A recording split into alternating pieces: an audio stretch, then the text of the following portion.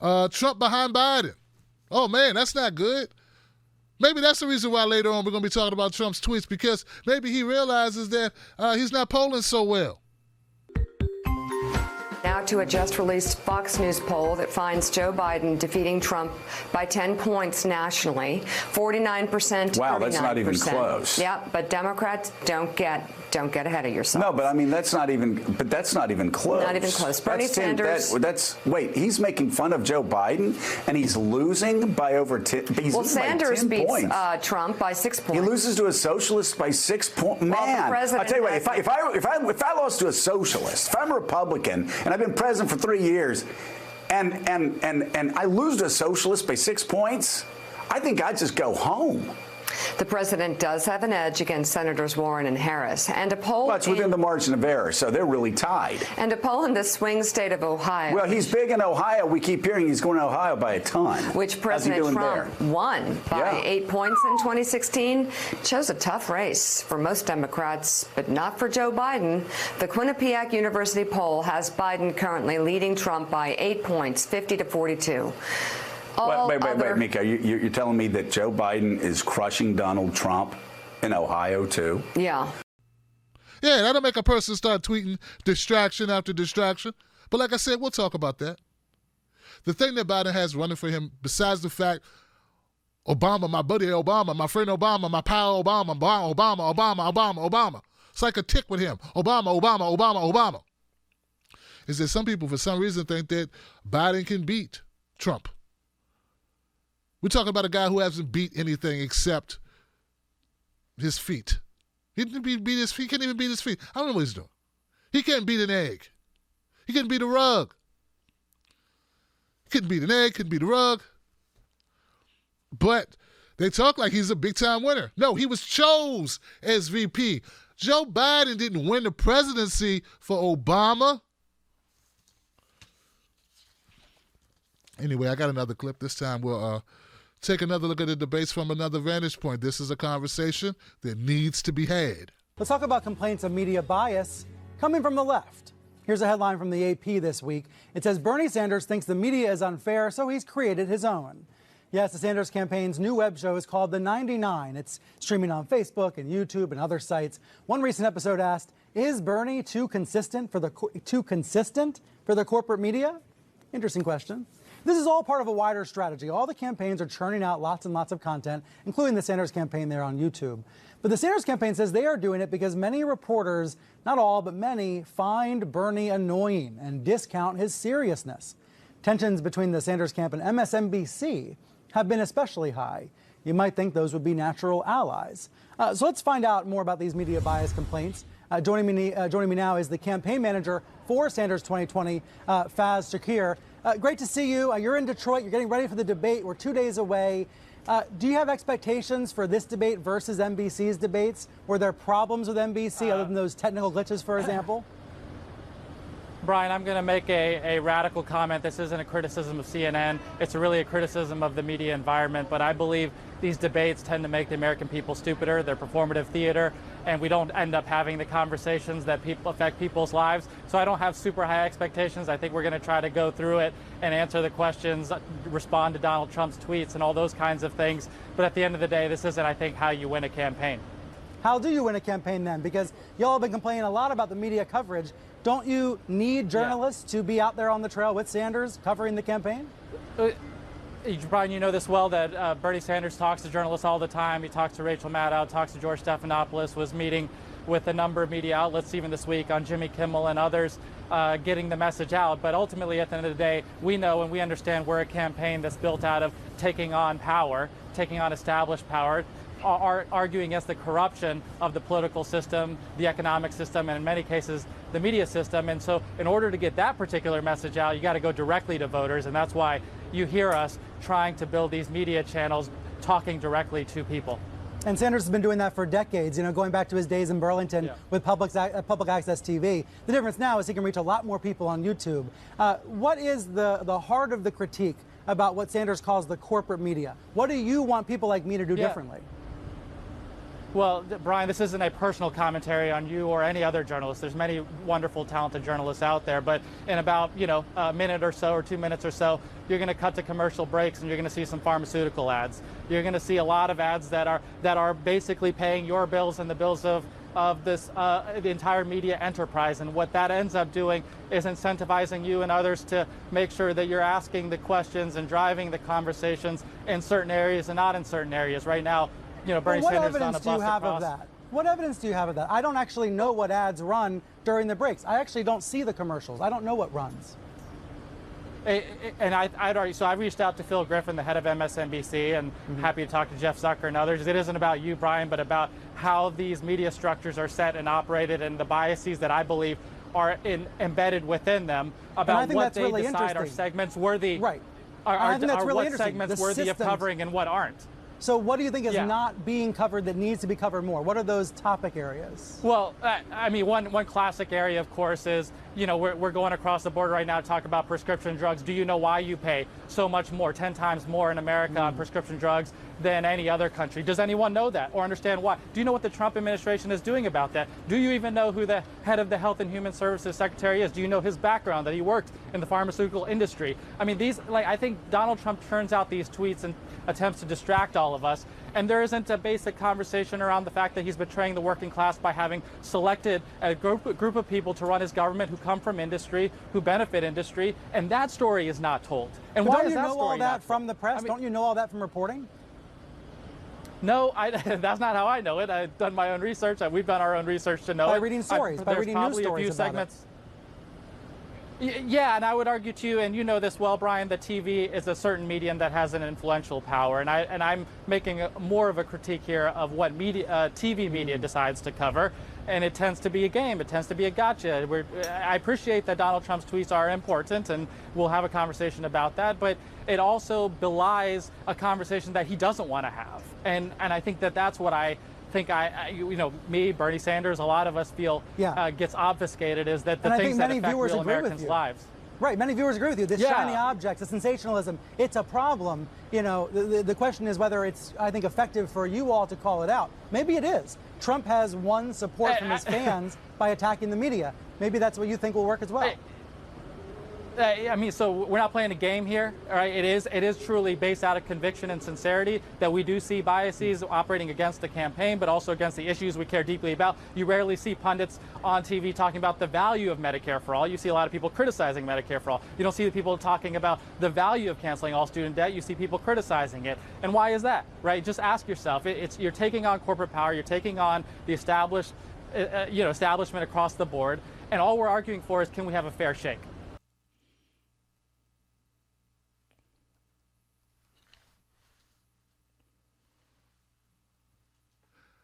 So how'd you like that? When Brian Stelter sat there as Faiz Shakir was laying down the law, telling the truth, being unrelenting and truth-telling there, speaking truth to power. Brian was sitting there looking like a dishonest jackass with a plunger stuck up his ass. That's what he looked like. I had to write that part down. I didn't want to forget it. Yeah, I like Faiz. Faiz is calling it straight. Someone let me know why this guy wasn't running Bernie's campaign in 2016. We might not even have a Donald Trump. We need a pit bull. We got a pit bull in Faiz. Of course, now he's not Tim Black pit bull style, but he's pit bull, though. Getting at it. All right. Now, look, this whole segment here is full of Brian being exposed for what he is, a corporate hack. Faiz put it nicely. He tried to in the beginning. He said, hey, well, maybe Bernie's just too consistent. Yeah, too consistent. You know what that means, really? That's code for he doesn't say dumb shit. He doesn't say racist shit. He just calls it straight. He talks about important things. You don't want him to talk about important things. You want sound bites that are dumb, irrelevant, but make you a lot of money. That's how corporate media is built. That's the problem with corporate media, Stelter. For you to sit there and act like you don't know that just goes to show that you're a complete hack. But, you don't own anything, Brian. You're just a guy with a job. That's all you are, Brian, for you to sit there and not know how the business works. We know how the business works. You put butts in the seats. That's all you care about. Eyeballs on the screen. Clicks on the website. You don't care about real truth. Faiz is calling out the real bias we have in media, and that bias is pointed at Bernie Sanders, who was like throwing cold water on the military-industrial complex, the prison-industrial complex, and all the other complexes, including the herpes complex. But you don't want to hear about that, and that's not something that's going to make your advertisers happy. But you guys notice how Brian Stelter acts surprised, like, hey, I don't even know who our advertisers are. It doesn't influence me. That doesn't influence the stuff I cover. That doesn't influence how I talk. Doesn't influence the news that we cover. So you mean to tell me, Brian, that you actually choose not to cover important things, not to cover important news that actually could impact Americans all across the country, that actually could change the lives of Americans? You choose not to cover that on your own? Aren't you a big guy?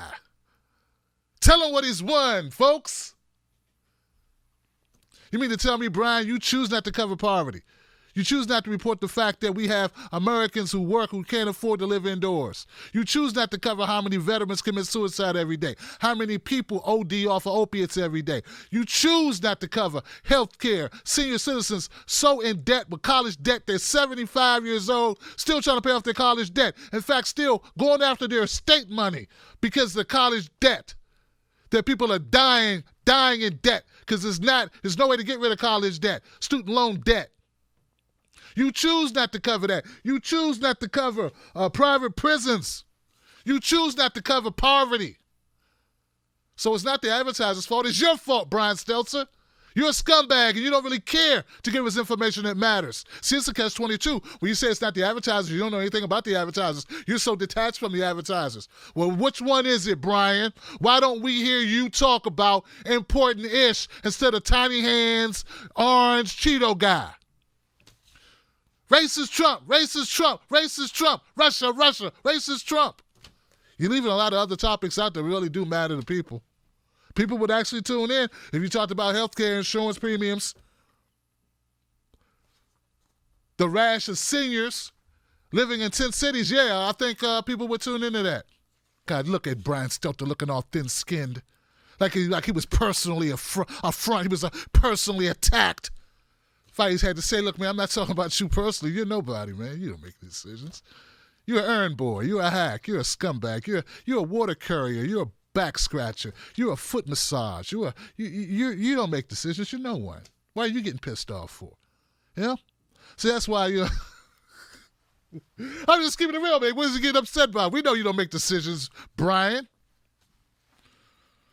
You're not influenced by the advertisers, yet you only focus on sensationalism. This is bigger than you, Brian. This is actually bigger than CNN. This is bigger than it's all of them. It's all these media entities. This is the reason why, well, it used to be the reason why YouTube existed. Then at the very end, Brian did a little smear job. Did you see the little smear he did? And I'm making more of a critique here of what TV media decides to cover, and it tends to be a game. It tends to be a gotcha. I appreciate that Donald Trump's tweets are important, and we'll have a conversation about that, but it also belies a conversation that he doesn't want to have. And I think that's what I think me, Bernie Sanders, a lot of us feel gets obfuscated, is that the things that affect real Americans' lives. Right, many viewers agree with you. This shiny objects, the sensationalism, it's a problem. You know, the question is whether it's, I think, effective for you all to call it out. Maybe it is. Trump has won support from his fans by attacking the media. Maybe that's what you think will work as well. I mean, so we're not playing a game here, all right? It is truly based out of conviction and sincerity that we do see biases operating against the campaign, but also against the issues we care deeply about. Oh, you guys sound like Donald Trump. Calling out the news, maybe you think it'll get you some play like Donald Trump. No, it's just reality, Brian. It's reality. Gerber, baby, it's reality. Focus with me. Listen. We care about real stuff because that real stuff impacts real people who make a lot less money than you, Brian. That's why you sleep at night like a baby. No, Donald Trump is a lot of things, and I call him a lot of things on a daily basis. But what he is not is wrong about media doing whatever they want to do when they want to do it. Being horrible stewards of the truth. And if they're not being horrible stewards of the truth, being very selective and covering things that are futile, that you debatably would consider news, more like entertainment. Now, speaking of those news stories that they like to cover instead of news that is actually vital to earth and life and freedom and this thing called democracy. I keep hearing about, but I have yet to see in this country. Like, what democracy? What y'all talking about, man? I don't know what you mean, democracy. You keep hearing this word. There's a party even called the Democratic Party, which is the root of it is democracy. And I'm not seeing it. Be that as it may, part of it reared its ugly head just recently when Donald Trump made some tweets about Elijah Cummings in the city of Baltimore. Now, a lot of people have dissected this, and I'm going to break it down tonight on this issue. But first, I want to bring people back up to speed on it just a little bit so we know what we're talking about. Donald Trump made these comments, and everyone's getting butthurt. But let's actually make note of what Donald Trump said that got people so pissed off, because that's kind of getting lost in the sea of outrage. As President Trump's sinister salvo continues. 2 new tweets this morning attacking Maryland Congressman Elijah Cummings and the district he represents, bringing the total now to 10. The latest in reaction to Baltimorean born and bred Speaker Nancy Pelosi calling the president's tweets racist attacks. Moments ago, Trump tweeted, "Someone please explain to Nancy Pelosi, who was recently called racist by those in her own party, there is nothing wrong with bringing out the very obvious fact that Congressman Elijah Cummings has done a very poor job for his district and the city of Baltimore. Just take a look. The facts speak far louder than words," the president continues. The Democrats always play the race card when, in fact, they have done so little for our nation's great African-American people. Now lowest unemployment in U.S. history and only getting better. Elijah Cummings, he concludes, has failed badly. It'll surprise no one what triggered this. On Saturday morning, Fox and Friends aired an interview with a Republican strategist from Maryland. For a few minutes, she made some dubious observations comparing West Baltimore to the U.S.-Mexico border, and later the president retweeted video that accompanied that segment by the same Maryland-based Republican strategist. Well, here's what the city's mayor had to say about the president's comments about his city. You drive through the 7th Congressional District, see all the developments we had done, and we're still working to rebuild some of the areas that need the help the most. We're not going to ignore anyone degrading Baltimore City and its elected leadership. No one. Right. Even if it feeds fuel to the fire and makes it... I don't consider it fueling the fire. I look at it as defending Baltimore City, the city where I live. Since 1837, the city's paper of record has been the Baltimore Sun, and this is the headline on a powerful editorial in that newspaper censuring the president for his comments, including that first tweet. "Better to have a few rats," it reads, "than to be one." A. Scott Bolden, let me start with you as we take that in. I'll read a little bit more from that op-ed. Fox News rang the bell, the president salivated, and his thumbs moved across his cell phone into action. What has become a Saturday and Sunday ritual has gotten more sinister here in these last few weeks? Well, it's gotten more racist, more vile, more offensive. The danger in all of this is, are we becoming numb to it? I read one report that said, I'd rather be with the rats in Baltimore than the lies and racism coming out of the White House. And by the way, there are a lot of rats in white working class neighborhoods and in rural America, which is part of his core base. The most recent tweet that you talked about is even more offensive, really, because white America, or those who traffic in racism, are probably the least qualified to define the term racist or racism if you've never fully experienced it and the pain and degradation of it. Popping here across the table. Absolutely. I get an applause.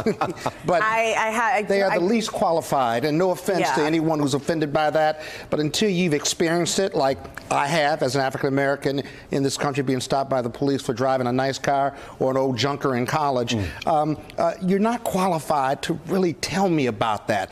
It's hard to listen, and I can't hear you. And so Donald Trump needs to stop. I will say this last point.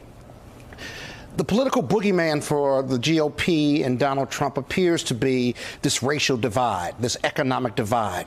There's no more Hillary Clinton, and so now he's going to energize that base of his, and he's going to tell them that the reason we haven't made more progress is because of black people, brown people, elected officials, and the economic disparity and divide between them.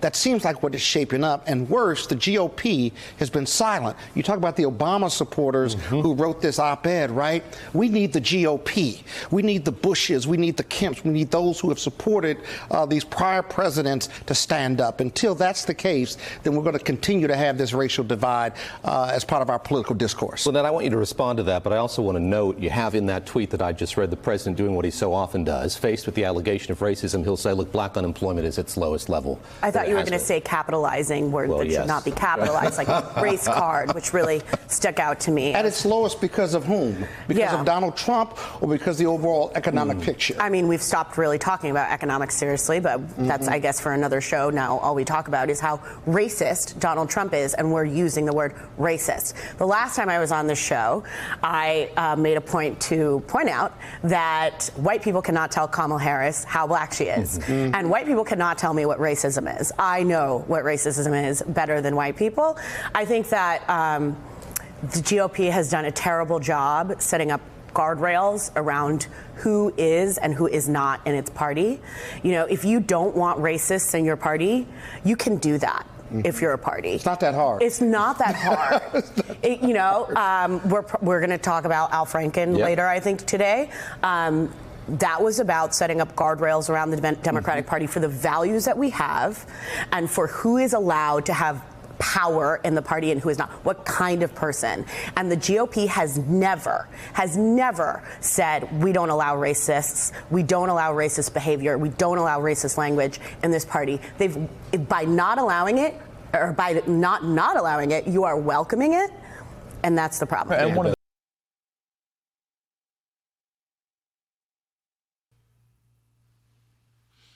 Wow. Oh, man, we got a lot to get to with that comment, man. I didn't catch her name. Anybody catch her name? Shout it out if you got it. Let's start with her because she's on my mind fresh. She said that the Republican Party does not, she said the Republican Party has failed to call out racists and tell racists they don't want them in their party. Person whose name I do not know, let me inform you. Obviously that you don't know, that if either of the parties said we didn't want racists in their party, neither one of those parties would have that many members left. There are racists in both parties, man.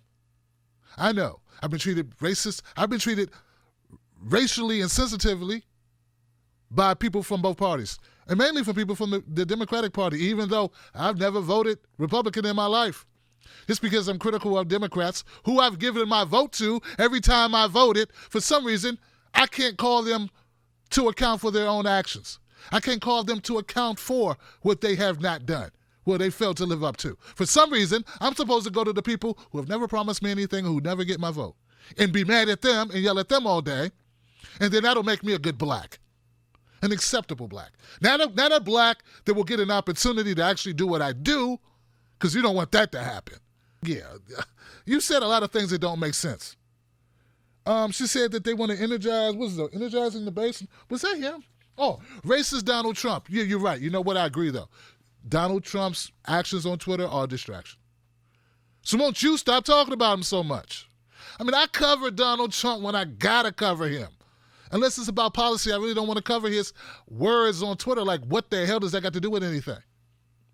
Not a single solitary baby will be fed, clothed, or attend Kickstart or Head Start, or parents be off of out of jail or off of ankle bracelet monitoring because of a Donald Trump tweet.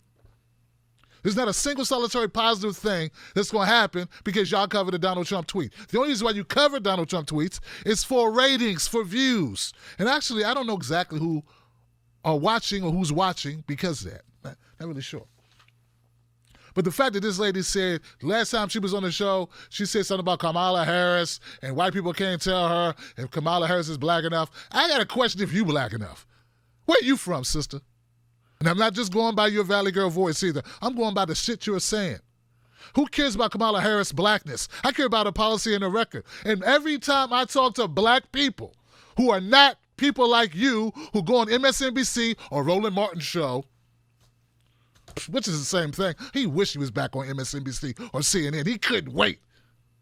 Blocking me on Twitter like a coward. I guess it's unfair. You know, it's unfair. Look, guys, side note. It's unfair for me to go after people like Roland Martin, April Ryan, any of these people, because it's an unfair fight. I get to speak truth to power. They don't. They can't. They won't be able to go to any of the parties if they ever decide to be 1/10 of what I am, which is honest. Back to this lady. No one cares about Kamala Harris, about her color. We care about the only color we care about is the green that she put in her bank account from Wall Street. And the other color we care about is orange. That's the color of the jumpsuits or all the people she had wear them. And I don't care what Charlamagne the God says. That's a problem. Now, back to the other guy, the gentleman who was speaking first. He said that Donald Trump is energizing his base, feeding them black people and brown people as the enemy. Donald Trump is not feeding them. He may be feeding them the brown people part. Stop lumping black people and brown people together. We got separate issues. I know people act like we don't, but we do. And what I'm trying to tell you is Donald Trump is playing towards black people. He realizes he's got a soft underbelly in Joe Biden. He realized Joe Biden, people just like him because of Obama. But if he can start bringing up issues, I'm trying to tell you, Joe Biden's the wrong guy. Say what you want about Donald Trump. He's been playing towards black people for a while. Why do you think he cares about ASAP Rocky? Doofus. Why do you think? So, yeah, I remember now, Obama hung out with Jay-Z and Beyonce, but he didn't get anybody out of jail.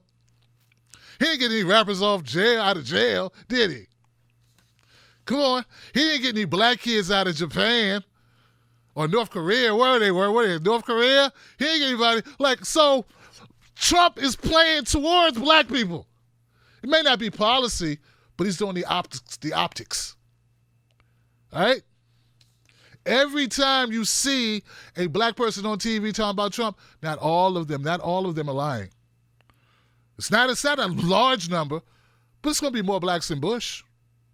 He's going to pull more blacks than Bush. Oh, here we go. Now, the Elijah Cummings thing, guys.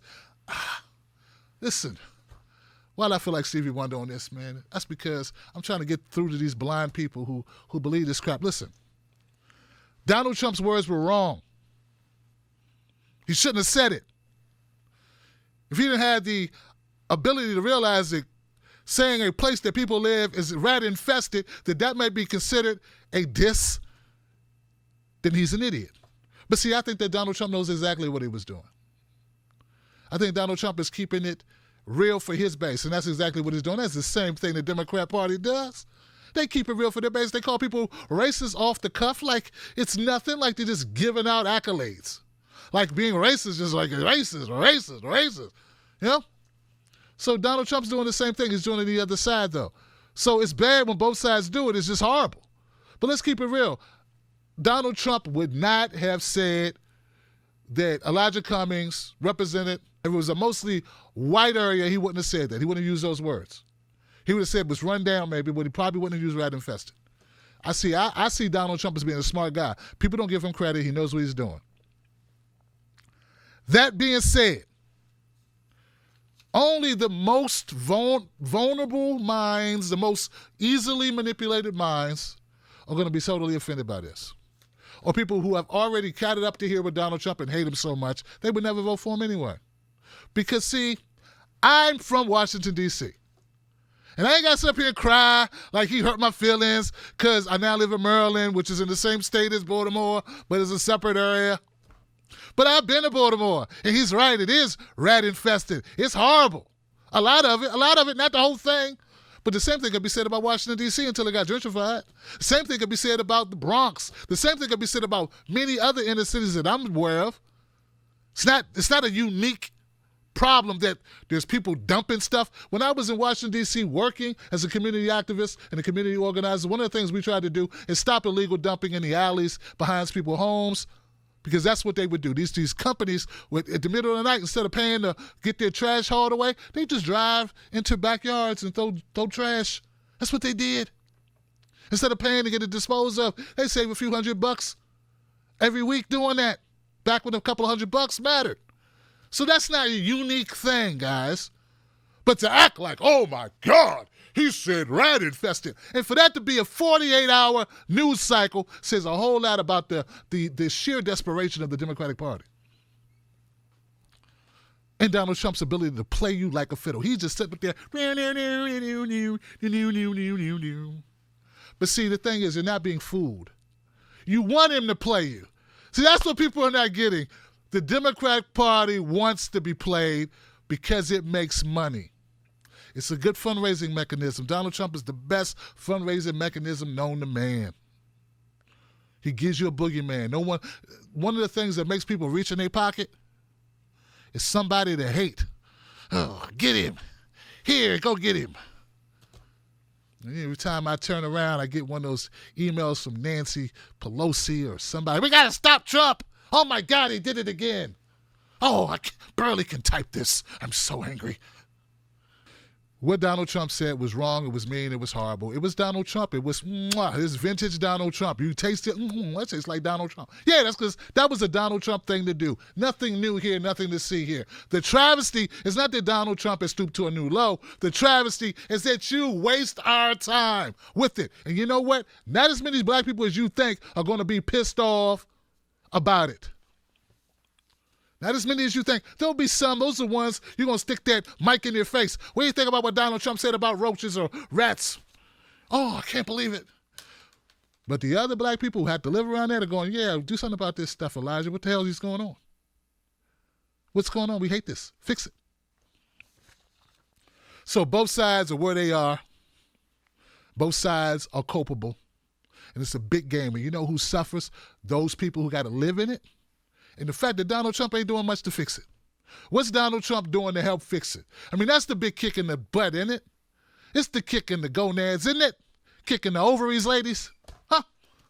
Is the fact that he's complaining about a situation he can help fix. Hey, you're the president. Won't you do something about it? Move Elijah out the way and show him how it's done. You're the most powerful person in the country. You do something about it.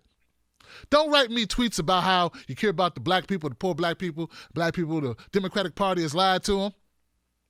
And about that whole thing where Donald Trump said the Democratic Party, the race car, but failed to help the Democratic Party plays the race card but fails to help the black community. Damn it, I agree. Yeah, I agree. Problem is, the Republican Party fails to help the black community too, so it's a stalemate. Wow. That Matt, we already know that's who he is. We should talk about his policies. Then where's the rest of the Republican Party, specifically those who are running for Congress? Chris, I want to share a bit of what we heard this weekend from one of the president's closest advisors, Mick Mulvaney, speaking on a Sunday show. You know, though, that this is a majority black district. And when the president calls it rat infested, he says no human being would live there. Do you understand that that is offensive to the Americans who do live there? I understand that everything that Donald Trump says is offensive to some people. No human being would want to live there. When Donald Trump attacks people... This is being perceived as racist. Do you understand why? I understand why, but that doesn't mean that it's racist. Okay, Chris. Mick Mulvaney is saying that doesn't mean it's racist. Yet when the president is attacking a city, he is not going after states like Louisiana, Mississippi, New Mexico, West Virginia that actually have the highest percentage of people living in poverty. He is not going after McAllen, La Cruces, Laredo, cities with the highest poverty rates. Those cities are not predominantly black, but Baltimore is. Stephanie, that's exactly right. Look, we have problems in our inner cities, but they are decades long in the making that span multiple presidents and multiple Congresses. We have in rural America right now an opioid epidemic, yet we don't criticize the Republican members who represent those districts because opioids, like inner city poverty, is a national problem that requires national solutions. It doesn't need more blaming and race baiting by this president. And if you want to cast blame on anyone, let's remember that there's a Republican governor in Maryland, and you have a HUD secretary in Ben Carson who hails from Baltimore, and over the past year has proposed raising rents for public housing by 26%. Just this past week, the Trump administration wanted to take 3 million people off food stamps. So this administration not only is not solving the problem, in many ways they are making it worse. Woo. No human being would want to live there. No, you're right. No human being would want to live there if they had options. That's part of the problem. People don't have options. People live where they have to live. You make it seem like these people are so detached from reality. Anyone who lives in an area where they have roaches and mice and rats. Have you seen a rat? Have you seen a rat? Nobody wants to live there. They have to live there. The present situation dictates that they have to live there. If they had an option, they wouldn't live there. They'd be living somewhere else going, God, glad I don't have to live there. Glad I'm over here. Yes. Now, for you not to know that goes to show that you don't know much about what's going on in real life. People who don't make, which I'm guessing you make about, 2.1 mil. I don't know how much you make a year. And yes, it's true that Donald Trump probably wouldn't have said that about the other places. And there were a lot of other cities he could have called out that had to have much higher poverty rates than Baltimore. But what you fail to realize, what you really don't get, is that Trump is not trying to help anyone. Trump is trying to win. And Trump is really good at talking the language of racism.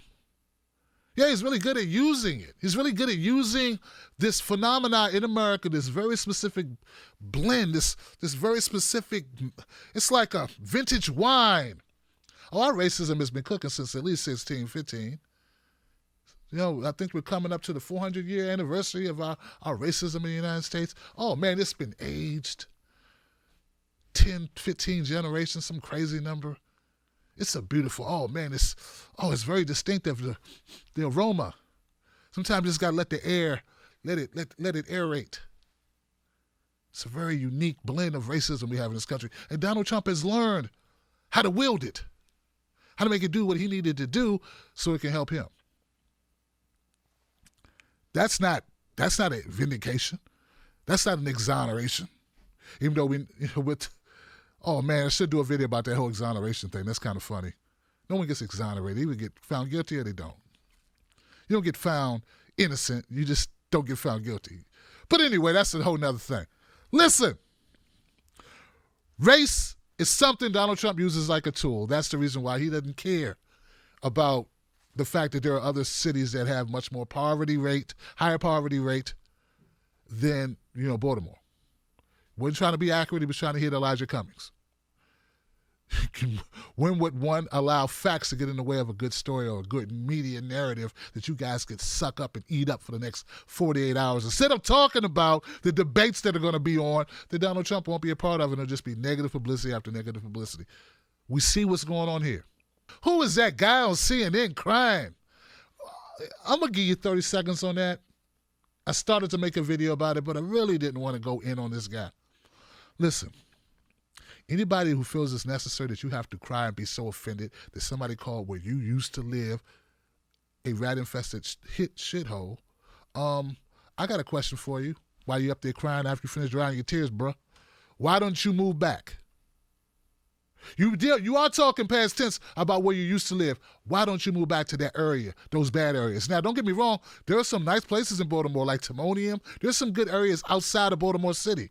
Really nice, man. And if you go downtown, it ain't so bad. But there are areas where row houses with roaches and gunshots and a bunch of other stuff that you don't want to be around. But here's the thing. You crying about what Donald Trump said, but you know you don't want to live there. That's why you don't live there, brother. So then why are you crying? It's sort of like the indictment of, what's that analogy for it? It's sort of like when Ilana Mark said that,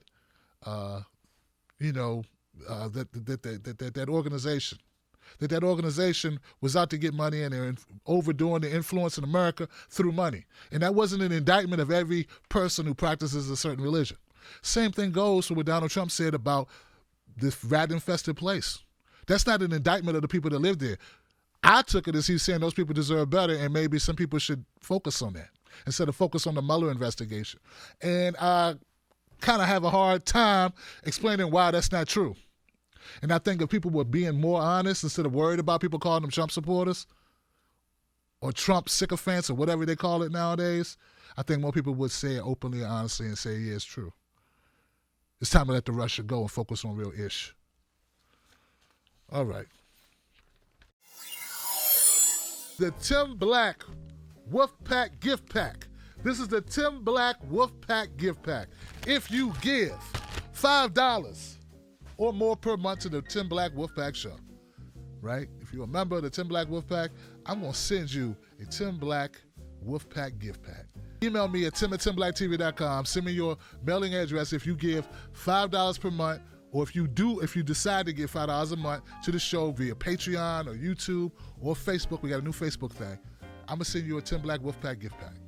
And if you already do give $5 or more per month, well, just send me your address, a mailing address, and I'll send it to you, okay? I want to thank you for being you, all right?